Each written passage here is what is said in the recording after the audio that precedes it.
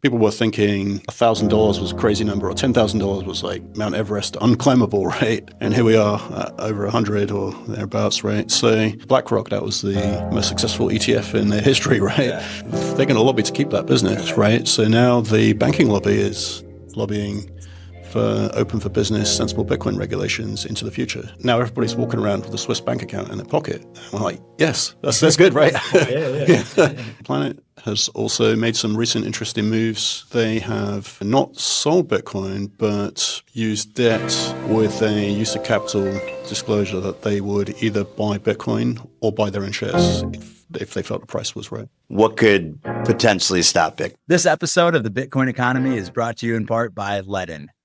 Need cash but don't want to sell your Bitcoin? Ledn is the global leader in Bitcoin-backed loans, issuing over 9 billion loans since 2018. And they were the first to offer proof of reserves. With Ledn, you get custody loans, no credit checks, no monthly payments, and more. Visit ledn.io for more information. Welcome back to The Bitcoin Economy. We are here with the legend himself, Adam Back, who probably needs zero introduction, but he's now the CEO of Blockstream and BSTR, one of the biggest and most anticipated treasury companies here as well. We are down in Miami, finishing up the Cantor Fitzgerald. So my first question, the early origin story. What was it like, growing up, and what was the early inspirations? Yeah, so I was interested in privacy technology.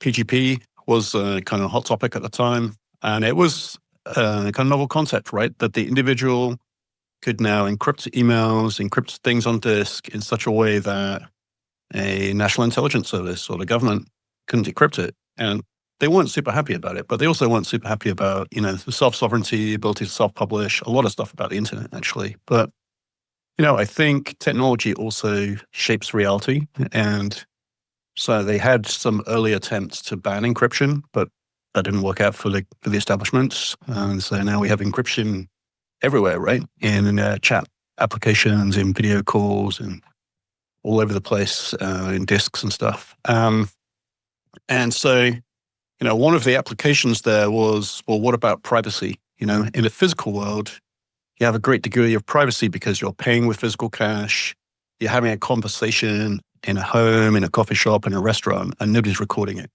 But as soon as you have those conversations on the internet, it's like, logged, and the ISP knows who's who, because they can look at the IP address, go to the ISP and ask them which is the subscriber, right? And say, we all thought that was harmful. It was kind of eroding people's freedoms, and those were, protected in constitutions and regulations and so on. So the Cypherpunks, kind of, group of interested people interested in applications of cryptography, figured that, well, let's just build some technology to assert the rights we already have. And so that, brought in, like PGP was one of those kind of things, encrypted emails, anonymous remailers, so a way to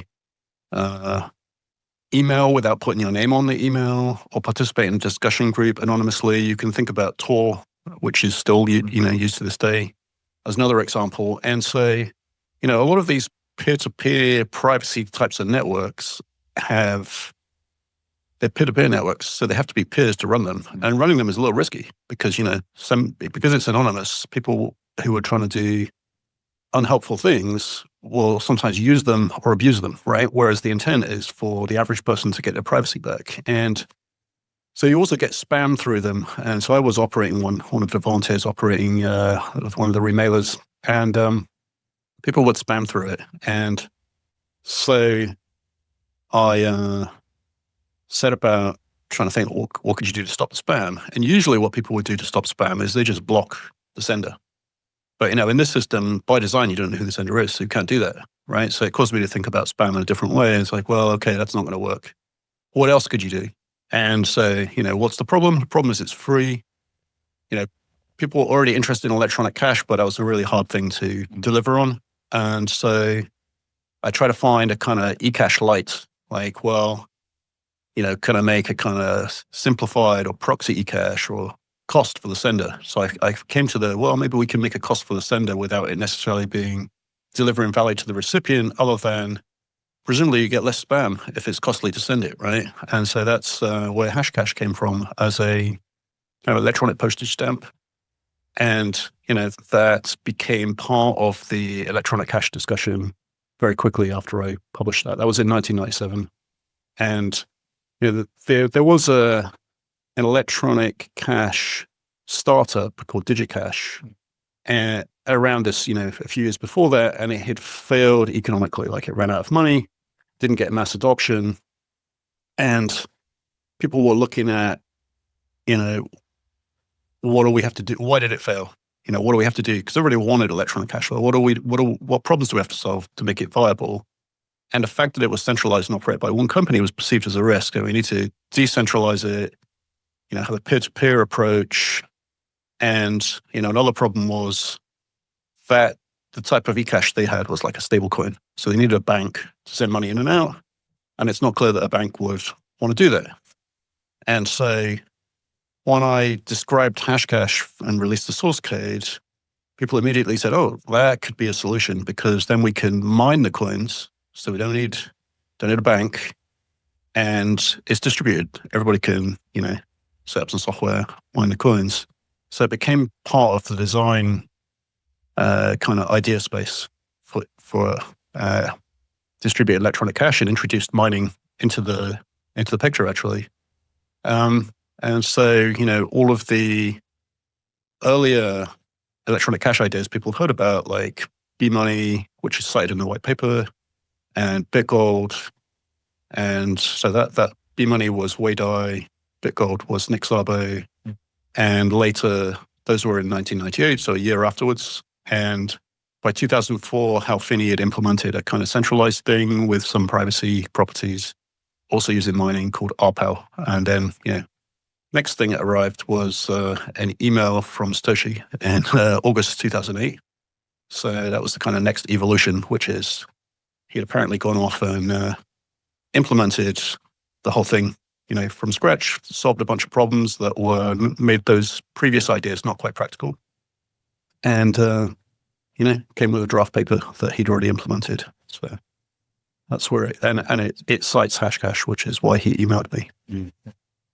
Which is amazing, I think, to see. You saw problems early on, and we were just talking before this around, the current discussion around spam, and should people be allowed to do non-monetary, financial transactions, put JPEGs, put pictures on the blockchain.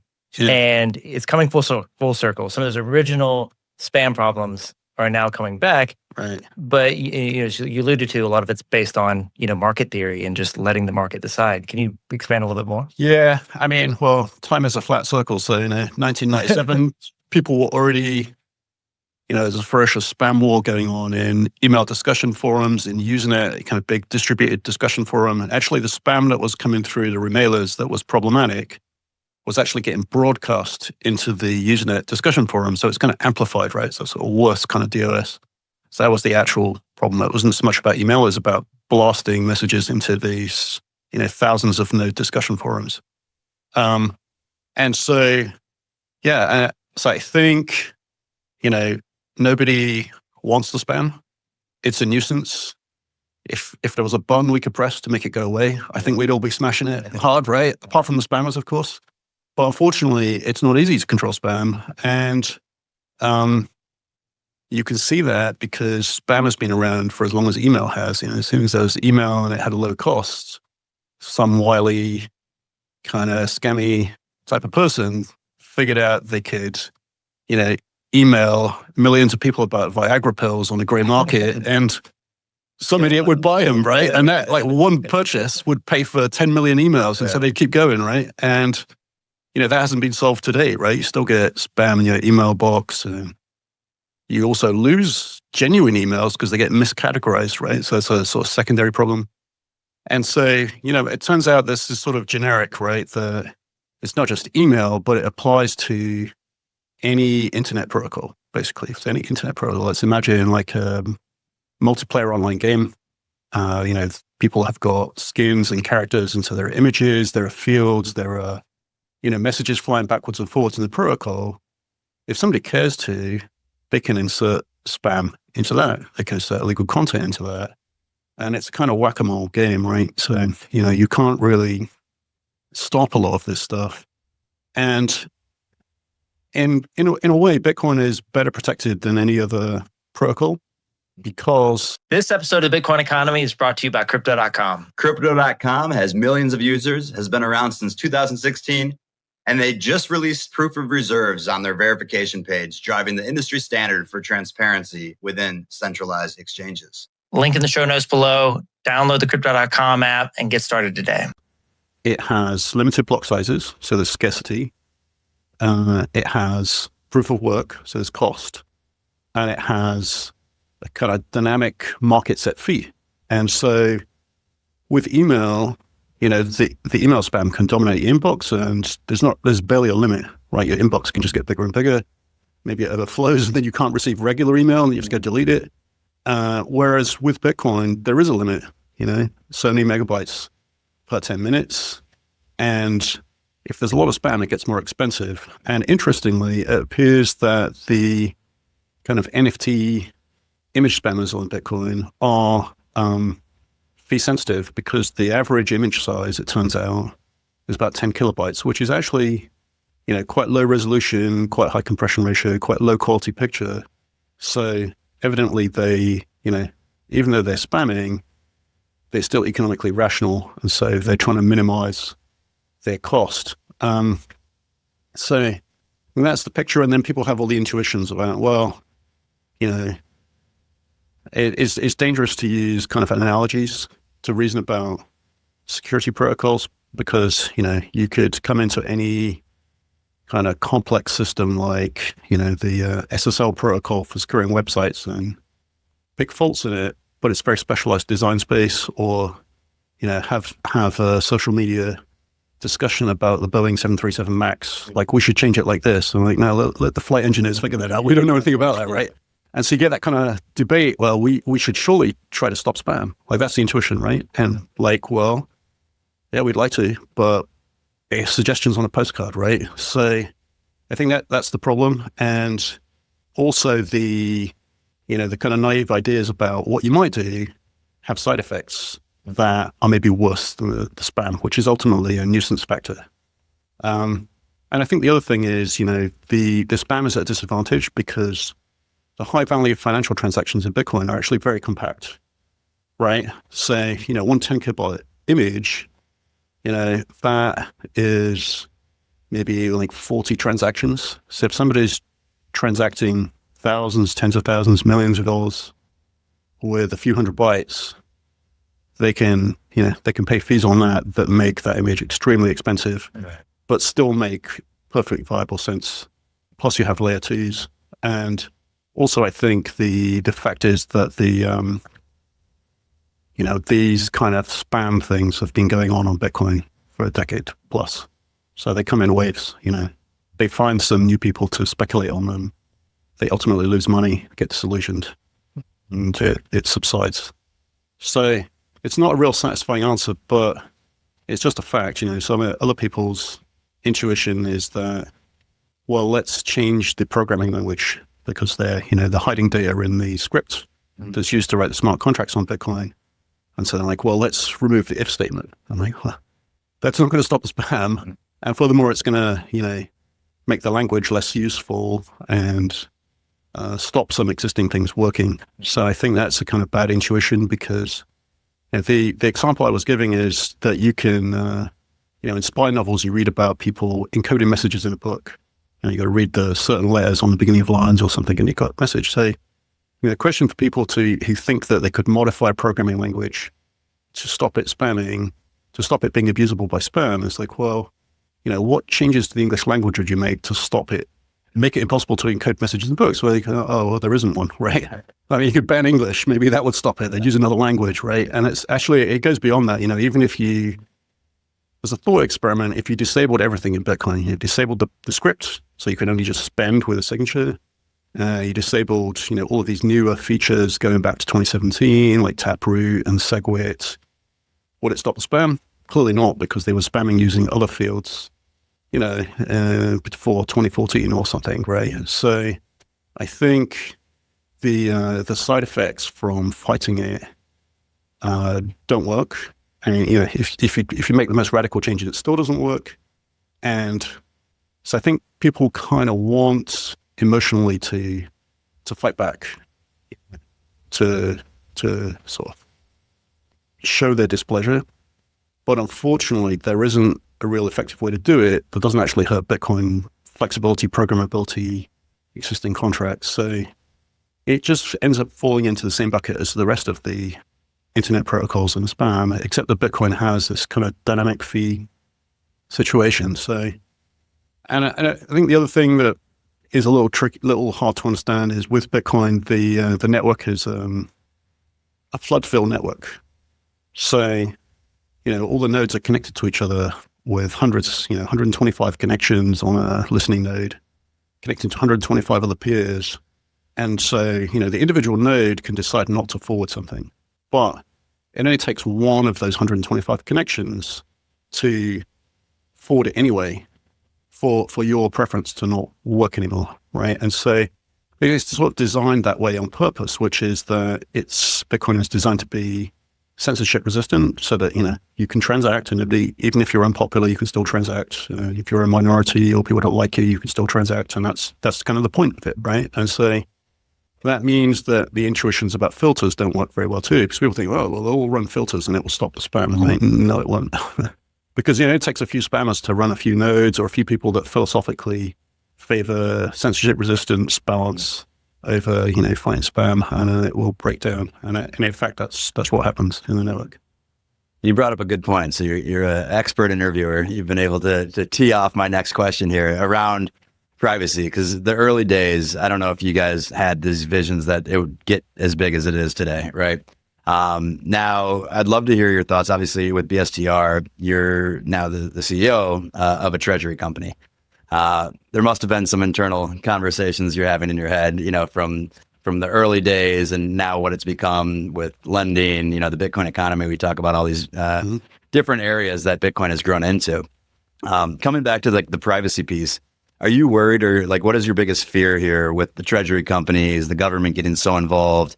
Is it kind of the antithesis of what you guys had started to think about as you were building this? And how have you grown, I guess, emotionally with your fighting, I guess, the original versus where it's kind of become with privacy? Yeah. So, I mean, actually, for me personally, there's no conflict in any of that because the cypherpunks were generally very free market kind of people. So they would say even anarcho-capitalist, which means kind of radical free market, very little regulation, all major functions of society managed by the private sector. And so, they were entrepreneurial thinkers in this cypherpunk discussion forum, right? And so they were capitalists, they like privacy, they want a contract, they were talking about smart contracts so they can contract privately without having to rely on a central party to adjudicate. And so, they were doing startups involving PGP or encryption and things like that, right? So, the concept that, as Bitcoin got wider deployed, that startups would emerge to build the technology. And as it got even more widely deployed, public companies would also buy Bitcoin, the asset class.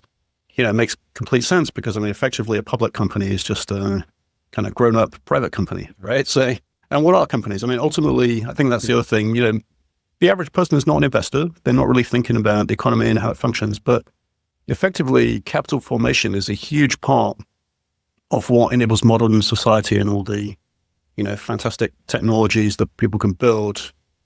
Some of the machinery like, an A380 Super Jumbo, it's like a multi-billion development, right? And that takes a lot of risk capital, hundreds of thousands of people working in a company in different specializations and contractors. So, the concept of being able to do that without the invention of organization by company, by shares to incentivize things and to raise risk capital, that's a very key part of what enables supply chain and delivery of products and services today. So I think that, and of course, if we think that Bitcoin is a good asset class, it's the same with the internet, right? The internet was kind of countercultural, but there were still hedge funds and mutual funds buying internet stocks, right? And so it is with Bitcoin. Now with Bitcoin, you can buy shares in private companies or public companies, but you can also buy the asset class, which the internet didn't have.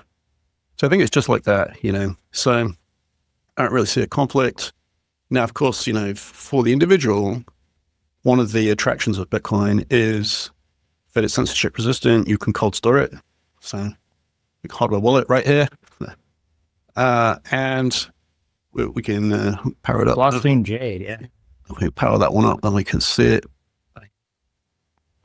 Yeah. So, and I think, with that kind of technology, you have a kind of asset protection guarantee. So we're here in Florida, and Florida has a kind of famous, at least in US circles, asset protection concept, which is your primary residence can't be seized if you're sued for various things. Like, so say you're a dentist and you get sued, they get sued a lot. They can't touch your primary residence. That's a form of asset protection. For wealthy people, there are more elaborate asset protection mechanisms. With Bitcoin, as Barack Obama, I think he didn't think it was a good idea, but it was a good advertisement. Anyway, he has this interview where he's saying, well, now everybody's walking around with a Swiss bank account in their pocket. I'm like, yes, that's good, right? Yes. And so, that's kind of lowered the barrier of entry to asset protection, right? So if you've got it in cold storage, the establishment can't seize your assets. They have to come and get them. And, maybe they can't find them, all right? And, maybe you can buy some for cash, so there's no record of you having them, or, for someone, let's say. So I think that, that kind of assurance is obviously not there with the public companies. A public company is in the system, and your brokerage account can generally be seized along with your bank account, things like that, right? So you lose that, but it's an existing concept of public companies and private companies who want to participate in the Bitcoin economy.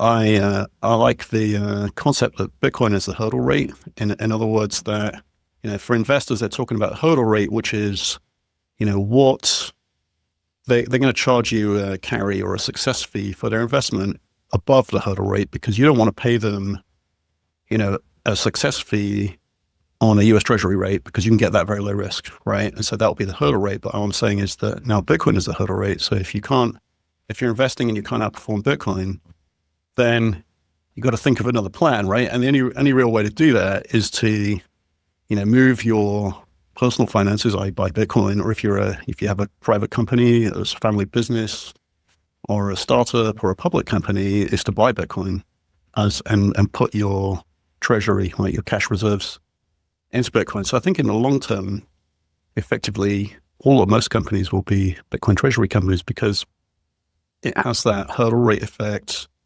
and it's an inflation hedge if you're a long-term time horizon to get past the short-term volatility.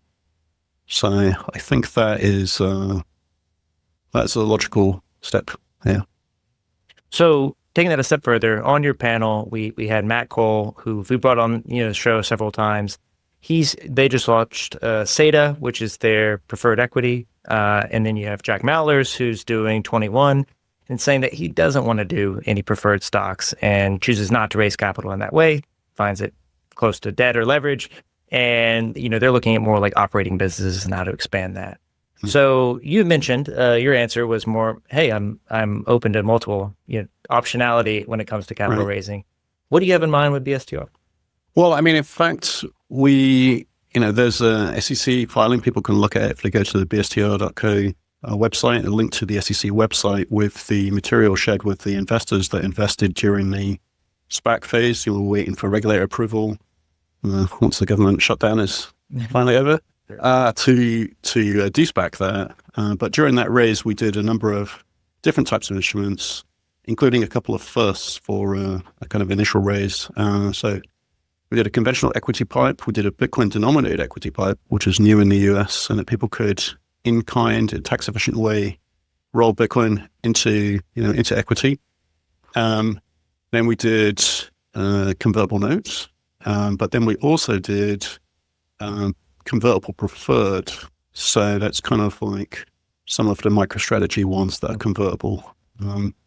At that stage, that's the first time that's been done. And in terms of the capital raise, I think we were around 2 times the runner-up, so the biggest treasury raise for the year. And in terms of our, what we've said is that we our objective is to be active, to actively manage the Bitcoin, to try to achieve a return on Bitcoin, do some alpha strategies, do some hedging, and to do operational things. So have some internal revenue coming from the Bitcoin. And, to your question about preferred, well, we already did one. So, we'll see, we'll evaluate the market.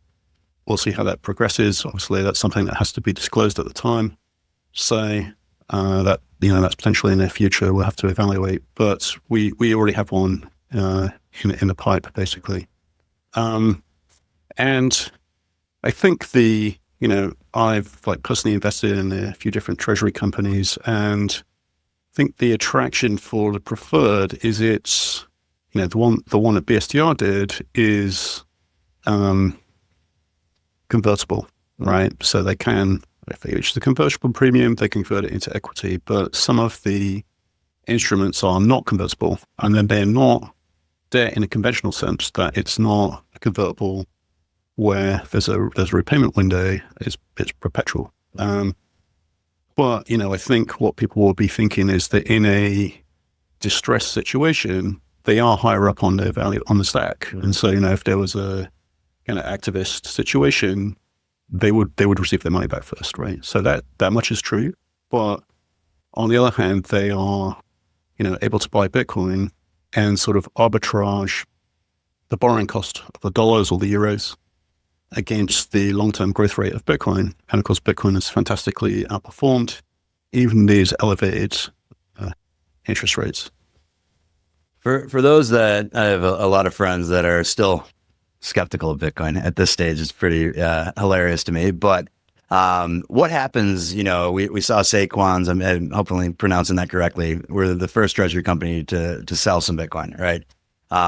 In a drawdown, let's say, God forbid it goes down 50%. Is there some sort of governance, I guess, across the treasury boards? We have Michael Saylor out there, yourself, a lot of leaders that are, talking to other companies, and I've never seen anything like this where Saylor will go on and advise other companies, how to make plans and things like that. But in another black swan, and we've seen this happen now. Well, I guess the first question, do you think those days are behind us, the 4-year cycles? And then 2, what do these treasury companies do? And for BSTR specifically, if there's a 50% drawdown, how do you guys defend against that? Yeah, I mean, it's hard to predict the market, but it does look, the market price graph looks a little different to usual. It's potentially to do with the institutional investors. They apparently, the ETF buyers are more sticky. They didn't really sell the pullback very much compared to, retail on the spot exchanges and so on. And I think the institutional interest is still to be felt. I think it's still relatively early. Apparently about a third of the BlackRock ETF is institutional by disclosure filings. And then in terms of pullbacks, I think apparently Sequans had a debt ratio they didn't like. So they used that sale to reduce the debt ratio to be in a stronger position to buy back shares and via fundraisers in future. And Corey Klipstein, who is advising the firm, made some comments on social media to say that when they did the initial raise, they were hoping for a bigger equity part component. And so the debt component was highest, was, not the ratio they were hoping for. And so they were kind of fixing that. That was the message. But, I think Metaplanet has also made some recent interesting moves that they have not sold Bitcoin, but used debt with a use of capital disclosure that they would either buy Bitcoin or buy their own shares if they felt the price was right. That's an interesting way to play, to play the same thing. And I think, at least for BSTR or B-Star, as I like to say,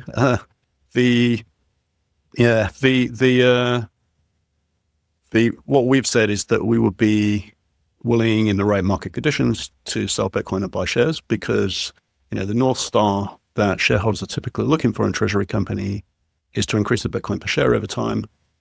If the debt ratio is low and no other reasons not to, that selling Bitcoin and buying shares is actually in the shareholders' interest. And, so I guess we haven't really seen that yet, apart from MetaPlanet. Sequan's used the capital for reducing the debt ratio, actually. But, the other thing is with a lot of the companies, they have a conservative debt ratio. So MetaPlanet has very little debt. MicroStrategy, I think their debt ratio target is fairly low. BSTR, we've also, suggested a low debt ratio. The details are in the SEC filing. And so that means that, they're aiming to be conservative in the event of a market pullback. And I think MicroStrategy has also given guidance.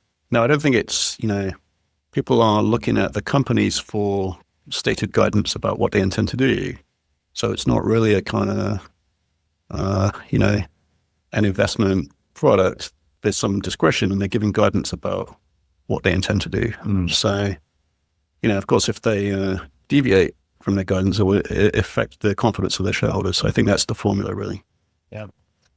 And looking at what you alluded to before, resistance money, being able to have a Swiss bank in your pocket, walk across the border, and you have 10 million in Bitcoin just sitting there. Rebuild your life if you're fleeing persecution. What is Blockstream doing now? What are you guys looking at as hey, we need to keep the eye not on the ETFs or Treasury companies, but encourage people to continue using Bitcoin as it was laid out in the white paper and peer-to-peer transactions? Yeah, so we are involved in multiple areas of Bitcoin protocol things. So we are this is Blockstream as opposed to BSTR. And so Blockstream is one of the earliest Treasury companies, actually, because it had, part of its balance sheet in Bitcoin going back to 2014 when we started. So we've been around for a long time. We've done a lot of development work on the Bitcoin protocol, contributed to some opcodes and soft forks that came into Bitcoin over the years, and developed different layer 2 things, a couple which are, 3 of which are live. So Lightning, of course, core Lightning is the Blockstream contribution there, and actively developed. And Liquid, which is sidechain. So the distinction between Liquid and Lightning is really focused on fast, low-cost, scalable retail payment transactions using Bitcoin. But Lightning is sort of limited because every Lightning transaction is a Bitcoin transaction, so it generally can only involve Bitcoin. Whereas with Liquid, it's a sidechain, so they can introduce new opcodes, new features, new smart contracting. It also introduces confidential transactions, which is a kind of privacy feature that I'd originally conceived of in 2013 as a proposal for Bitcoin. And so because it's hard to get, to import into Bitcoin a complicated change, even though it sort of fits within the framework, that's why we developed the sidechain so that we could deploy that kind of technology. And so Liquid, the open source released in 2015, the network's been live since 2018. There's about 5 billion of different assets in it between Liquid Bitcoin, which is the kind of analogy for Bitcoin or Lightning. You can move Bitcoin or peg Bitcoin in and out of Liquid. There are also stablecoins, Tether, DPEX, which is a Brazilian, a Euro, a number of stablecoin issuers on there. There are 80 different companies that are members of the Liquid consortium.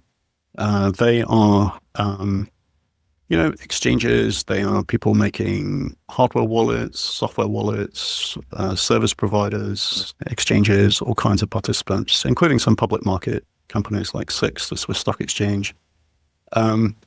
And so Liquid has, you can develop technology, but the market will find its own uses. So it's being used for some very retail things, like people swapping Liquid Bitcoin for Liquid Tether, or DPEX, the Brazilian stablecoin, for Tether, or DPEX for Bitcoin in a kind of trustless swap.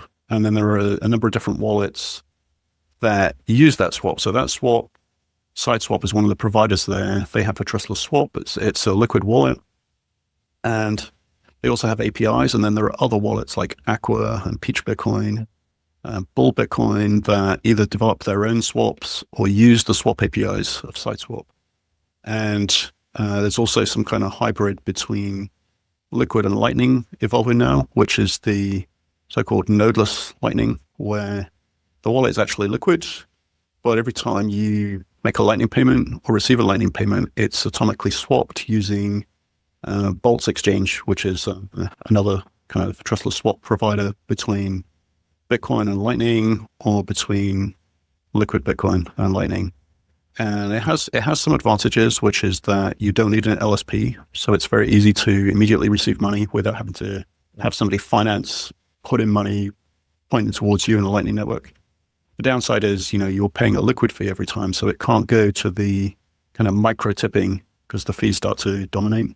But for average retail payments, it's a nice experience. And Breeze, which is a company specializing in helping you integrate Bitcoin into apps, basically, they have both models in their APIs, and apparently the liquid version, the nodeless, is quite popular. I definitely want to get to some of the new products and what you guys are building over at Blockstream.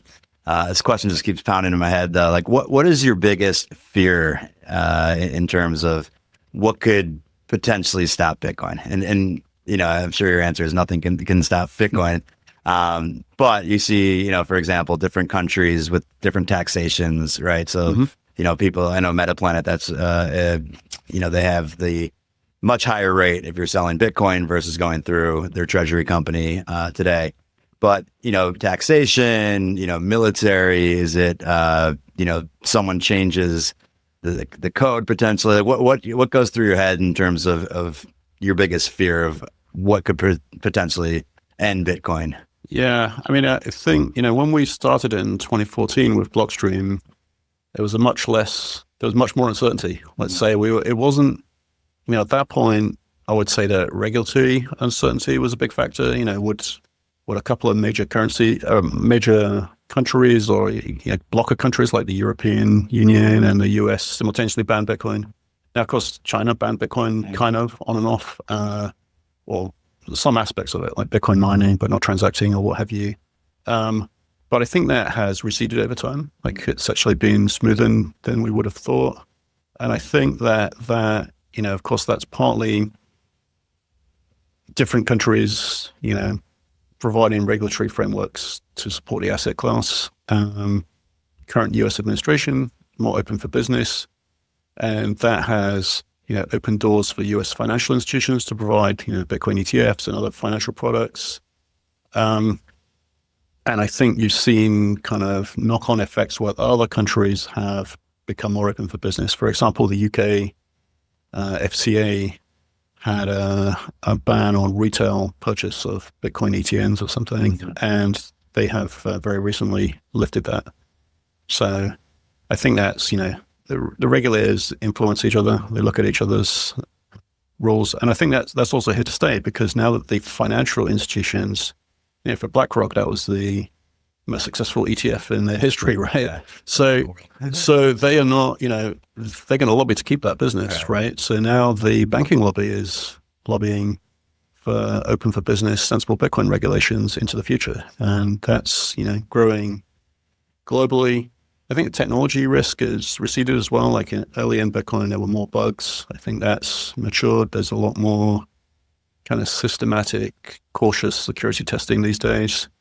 I think the the spam worries are overblown. Unfortunately, I don't think it's easily fixable. But you don't want kind of social media driven urgent changes to a critical infrastructure. I was trying to draw the analogy that you don't want debate about the Boeing 737 flight control computer be driven by Twitter or something, right? It's something for the people that understand the flight control systems, right? So one thing you addressed on stage was around quantum computing, the risks there, how a Bitcoin has evolved, especially as someone is making hardware wallets. You understand that, you understand signatures, you understand, what can break. Could you explain it, especially for our audience that's newer to Bitcoin, how, and they're maybe hesitant because of that pending risk. They see the rise of AI. Could you maybe explain it to them, like why that shouldn't be a hesitating factor? Yeah, I mean, Jensen, the NVIDIA CEO, made some comments about this really recently. And as he was putting it, that NVIDIA actually makes money from quantum computers if they get to mass adoption, because a quantum computer has to be paired with a very powerful standard computer. And that's their business, right? Providing scalable GPUs and things like that. And so, he was saying that just to say that, this is not good for him, right? If they were coming fast, he could sell a lot more GPUs. But nevertheless, he thought that it was 20 to 40 years away. And that is, I think that's just largely because you hear about, the engineering increments, because there are companies doing R&D, raising money to do them, and they are making incremental progress. But there are, a great number of vectors that they have to improve by, 5 or 6 orders of magnitude until it becomes cryptographically relevant, i.e., a threat to the cryptography used on the internet and in Bitcoin. And then I think the other thing is, things are not standing still. So NIST last November, I think it's November, published SLHDSA, which is a post-quantum secure signature algorithm. That's the standard that came out of like a multi-year process. For Blockstream research, we hired one of the co-authors of that standard. Let's go to the root, right? And so we have now the Blockstream research team working on this problem, right? And that's the same team that worked on the Schnorr signatures. So together with some other researchers internationally, we did a lot of the work on the Schnorr signature scheme and music and blockstream research. And so now we're, turning the focus to the post-quantum plans, basically. And so, those signatures are kind of big, but I think, one path, which may not be obvious, is that you can be quantum ready by having a new signature kind of option that you can opt into today, once this work is done, where you can continue spending using Schnorr, but in the future, if and when quantum computers start to erode security, you can switch with your existing setup and your existing keys without having to move your coins to spending it in a different way. So you have a kind of, with Schnorr and Taproot, you have an opt-in way to spend with a different, like an if branch hidden in there. So I think that's a kind of convenient way, because you can migrate your coins over time and you're not paying a big cost for these big signatures today. And, if in the future, probably, the computers will be faster and we can more afford this kind of thing. And maybe the technology improves a bit in the meantime as well, in terms of the optimization. Maybe there are some Bitcoin specific optimizations or trade-offs that can be made. Last question here, because I know you got to make your flight, and we do as well as we wrap up. But 10 years from now, where do you see Bitcoin? We recently had the ETFs, and Treasury companies, as we've talked about as well. What are your predictions, if you have any predictions? Or we always ask people too, like their most controversial take, that a lot of people misconstrue. Well, I mean, 10 years is a long time. If you think, I mean, in like they talk about internet years, but Bitcoin years are something else, right? Yeah. So if you think about 10 years ago, no banks wanted to hear about Bitcoin. We're worried about Bitcoin getting banned, and it's like really a different environment. So 10 years is a really long time at this pace. So kids see all kinds of things that seem, I mean, because at the time, the price was much lower. Yeah. People were thinking $1,000 was a crazy number, or $10,000 was like Mount Everest unclimbable, right? And here we are over 100 or thereabouts, right? So I think it just continues. Another interesting potential, people are always trying to model, like put financial metric models around Bitcoin to say, stock to flow or power law, or, there's a number of them. And a model's just a backwards looking metric, and they can get invalidated. So I think there's another possibility, which is that we get, a mass adoption phase. And so some technologies have a technology S-curve where, you're early, very few people have mobile phones. It's not really very interesting because none of your friends have it. And then suddenly gets to 20%, and then like, oh, now everybody wants one, right? And it suddenly takes off. And so you might see that in a Bitcoin space too. Adam, really appreciate you stopping by with us. I think for, what we would really encourage and try to do with people is educate them on Bitcoin and bring in the new audience. So we're going to continue following you guys, Blockstream, bringing on, censorship resistant money and the tools to actually control your self-sovereignty. But then also we love the Treasury companies. It's the hot topic this year. When they go up, they go down. I think it's great to talk about them more to help understand what are these, financial or these financing tools and how you're raising them. There's a lot to unpack there as we've done at Strategy World and other conferences. So we appreciate the time, and we'll have to bring you back on to talk BSTR when we're rolling out your next pref. All right. Well, thanks very much.